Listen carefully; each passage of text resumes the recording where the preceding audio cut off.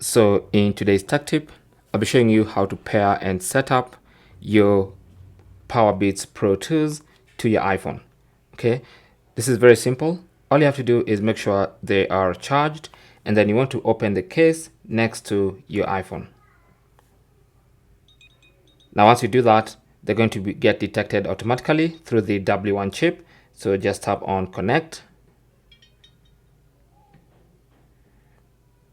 and they should get connected. Now you can choose some noise control features. Of course, you can do this later, but for now, you can see it says press and hold to do whatever. You can just skip that.